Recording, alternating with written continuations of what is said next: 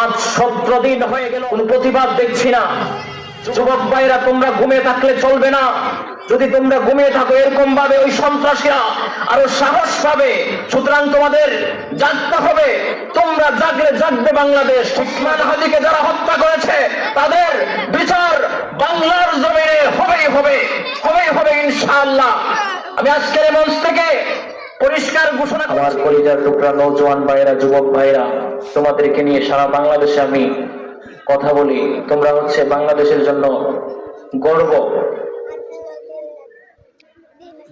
তোমরাই সেই জুলাই বিপ্লব করেছিলে। তোমাদের ইমানি চেতনা এতটাই পাওয়ারফুল ছিল যে তৎকালীনের সময়ে স্বৈরাচার মুক্ত হয়েছে। সুতরাং তোমরা যুবক ভাইরা ঘুমিয়ে থাকলে চলবে না। তোমরা যদি ঘুমিয়ে থাকো তাহলে কি হবে?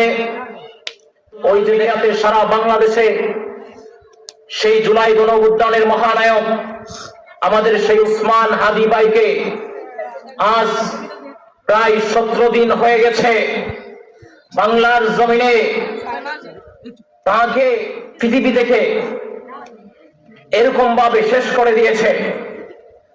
আজ 17 দিন হয়ে গেল, এখনো পর্যন্ত